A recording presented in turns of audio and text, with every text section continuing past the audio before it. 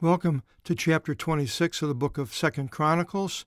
We continue, we don't continue, we go into Uzziah, the next king, continue with the kings. And all the people of the land took Uzziah.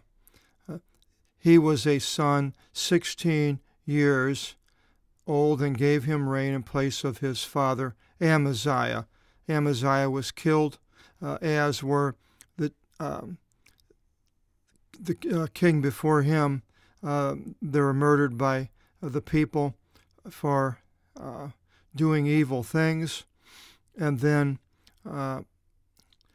it's interesting that the previous three kings to Uzziah here are not mentioned in the genealogy of Matthew. Why not? I don't know. I suppose people have ideas on why that is, but I can't say why it is, because from out of the Bible anyway. And he built Elath, and he returned it to Judah after the king slept with his fathers. So apparently Judah had lost Elath. Let's go to a map, and Elath is down right down here at the bottom of Israel. It's right across from Ezion Geber on the Red Sea.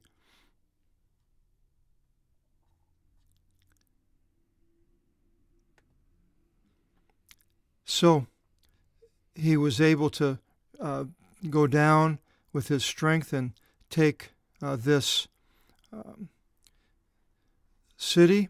And then again it repeats, Uzziah was a son 16 years old in his taking reign, and Penteconta, and 2 years, duo comes from that, and Pentecost, 50.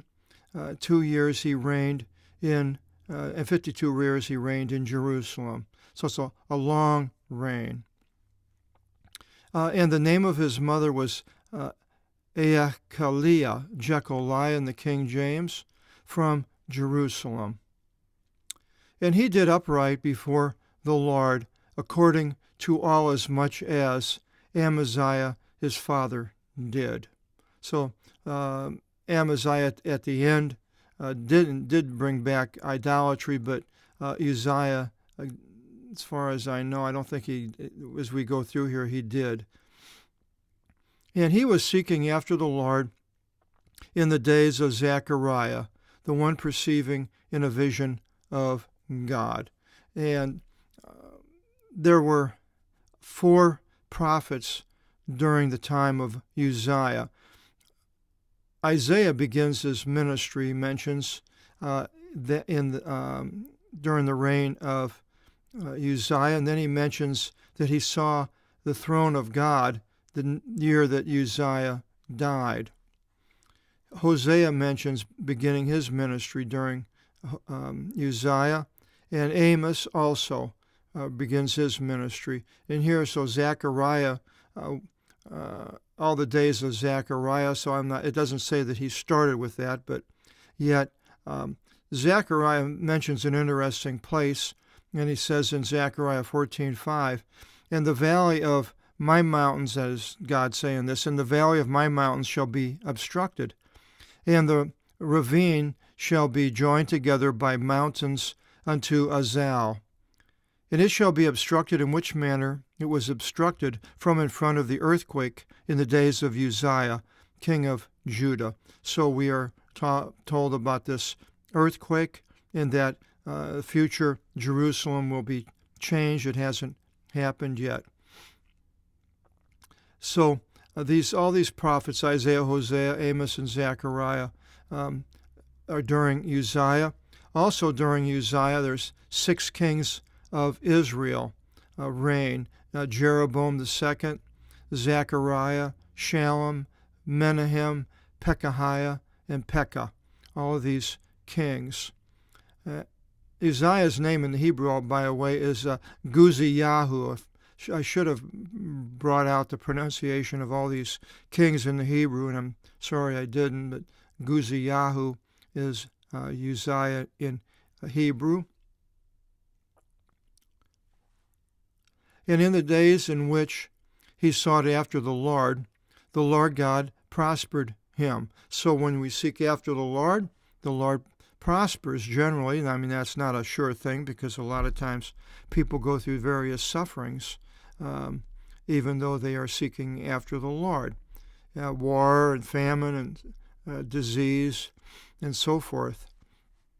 But he was prospered. And he went forth and waged war against the Philistines, the Allophilus, the other tribes. That means Allo is other, and Philus, a phylum, and it's generally the Philistines. Now, the word Philistine is also spelled out in some places where it would, in the Greek, it would be Philistine, but and then someplace the word Philistine is used in a derogatory terminology, and you're a Philistine. That is somebody that is base. So he went and waged war against the Philistines. He tore down the walls of Gath and the walls of Yabneh and the walls of Azotu, Ashdod, and built cities among Ashdod and among the Philistines. Now, let's go to our map and we'll find out more about the Philistines. The Philistines were right up in here, and they were, I think I have another map here. Yeah, there's Philistia, and it will mention Ashdod and what was the other? Gath, and the Gath is right next to Ashdod. This whole area up in here is called the Shephelah. It's a plain area where the mountainous area over here turns flatter, and it's called the Shephelah. And I'll mention it here in a few places, and it'll also mention Carmel. So I'll go back to our text. And the Lord strengthened him against the Allophilus and against the Arabians, dwelling upon probably Petra, where the Nabateans were, of the northern part in Edom, where the northern part of Arabia, south of the Dead Sea, and then he strengthened against the Menneus. Now, and the Menneus gave gifts to Uzziah. Now, it's interesting because most of the people, if they go to the Hebrew, they don't know who these Mehunim are. And so I did a little bit of studying, and I looked up the Greek word Menneus, and I found out that Strabo in his geography mentions them, along with the Sabaeans. They were right down there where Yemen is, right where the Sabaeans were, where the queen of Saba came to Solomon a few hundred years before this. And Strabo says, the extreme part of the country above mentioned is occupied by the four largest tribes, by the Manaeans, and the Greek word spelled the same, on the side towards the Red Sea, whose largest city is Karna, or Karnana, and next to these by the Sabaeans, whose metropolis is Maribah. This is in Strabo 16:4-2. So here, in the importance of the Septuagint, I don't even like, but I really don't like to call it the Septuagint, because that's a coined phrase of this supposed 70 rabbis coming and translating the Hebrew scriptures in Alexandria. But I call it the Greek scriptures. The importance of the Greek scriptures here are the New Testament quotes the Greek Old Testament rather than the Hebrew. And here you can see where you can look up the Greek word and find information about who these people were, where it has been missed for I don't know how many years, because not too many people ever studied the Greek Old Testament. They studied the Greek Hebrew Old Testament because that was what was incorporated in the early English Bibles 500 years ago. So here we learn about something that maybe has never been taught before. And it's pretty obvious that this is who he's talking about, because these people were around at this time. And actually they become stronger and stronger. And a lot of trade all over the world, and mentions going up into Palestine. And the Manaeans gave gifts to his, and the Manaeans gave gifts to Uzziah, and his name was famous unto the entrance of Egypt, for he strengthened himself even more. And Uzziah built towers in Jerusalem, both at the gate of the corner and at the gate of the ravine, and at the corners, and he strengthened them. So the city of Jerusalem had the wall, and at the gates he strengthens everything, builds it up. And he built towers in the wilderness and quarried many wells, for much cattle existed to him in Sephilah. There's a place I was mentioning, that flat area, and in the plain. Georgi and vine dressers in the mountains and in Carmel. I showed you Carmel on that map. Georgi, George, is the name. It means farmer. And the vine dressers in them, for he was fond of husbandry. Philogeorgos. There's a Georgos where we have George, farmer, means farmer, and a philo is a friend of, philosophy, a friend of wisdom. He was a philogen Georgos, a friend of husbandry, growing things, and animals and so forth, animals and plants. And there existed to Uzziah a force to make war, and for going forth into battle array. And the count of the numbering of them was through the hand of Jeiel the scribe, and Maaseiah the judge, and through the hand of Hananiah the substitute for the king. All the number, the arithmos, of the rulers of the families of the mighty ones for war, 2,600, and with them a force of polemiki for warfare. Polemics, you can add that to your English derivative book under the 4170. 300,000 and 7,500. These are the ones preparing for war, in a force of strength to help the king over the opponents. And Uzziah made preparations, giving to all the force shields and spears and helmets, and thorakas, the thorax is our chest, and chest plates. Toxa, toxology, has to do with poisons and had to do with the bows with poisoned arrows. And slings and lethus, stones. And he made in Jerusalem machines, being constructed for devices to be upon the towers and upon the corners to throw arrows and great stones in war. And that's an interesting machine. We have mekanas, where we get the word mechanic. So you could add that word into the English derivatives book, and mechanic would be the derivative. And their apparatus was heard about unto a distance, for he was wonderfully helped, until of which time he grew strong. And as he grew strong, his heart was raised up to corrupt, which is similar to the other kings before him. And he transgressed against the Lord his God, and entered into the temple of the Lord to burn incense upon the altar of the incenses.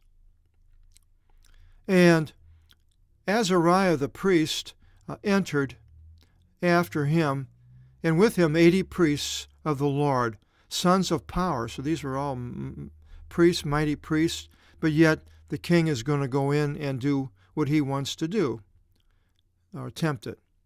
And they stood by against Uzziah the king and said to him, It's not for you, Uzziah, to burn incense to the Lord, but only to the priests, and to the sons of Aaron, having been sanctified to burn incense.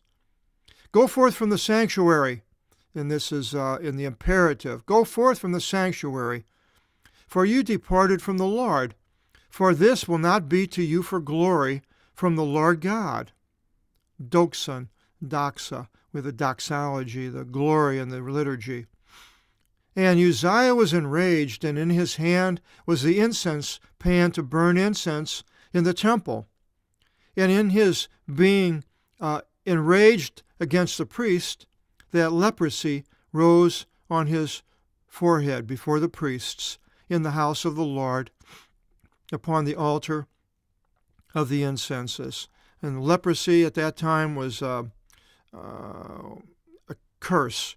It was looked at as Levitically unclean, more so than any other infection or sickness.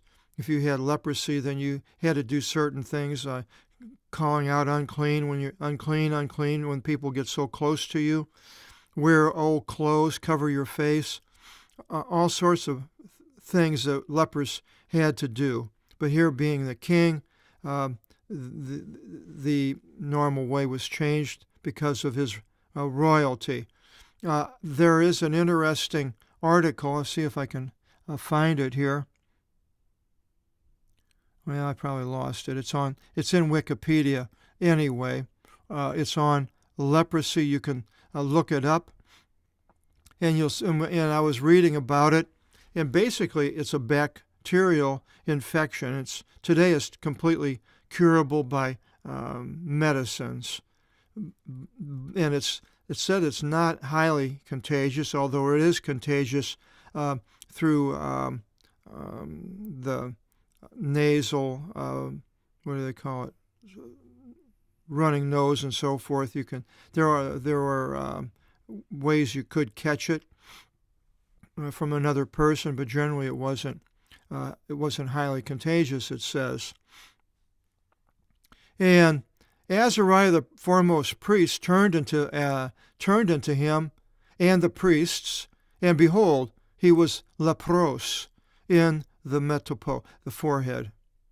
And they hastened him from there, for even he himself hastened to come forth, for the Lord reproved him. And Ozias the king, Vasilephs, was leprous unto the day of his decease. And he settled in a house for the sick. And that aphusoth is a Hebrew word. Don't know what it means, but sick, being leprous. For he was severed from the house of the Lord. And Jotham, his son, was over his kingdom to judge the people of the land. And I'm not quite sure. I think it was quite a few years, 15 years or so, that he ruled while his father was in this, separated in this house. And the rest of the words of Oziu, the first, Proti, and the Eskati last, are written by Isaiah, son of Amos, the prophetu. So Isaiah wrote about him and the things that happened, and that's in 2 Kings, I believe. And Uzziah slept with his fathers, and they entombed him with his fathers in the field of the burial place of the kings.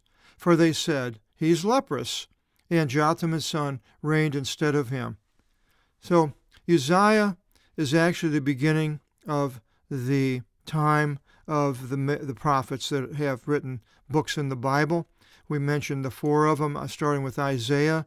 And once in these, Isaiah goes through the time of four kings.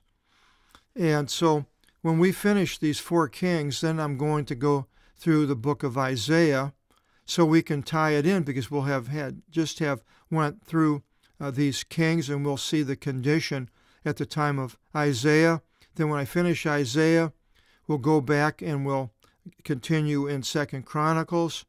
And then the few last kings are during the time of Jeremiah. And so then we'll go through Jeremiah after the end of 2Chronicles, so we can learn about the time of Jeremiah, what was going on until the end of Judah. But we still have the 27th chapter. The next one, Jotham, the son of Uzziah, and his things that happened during his reign. Hope you'll join us in chapter 27. God bless.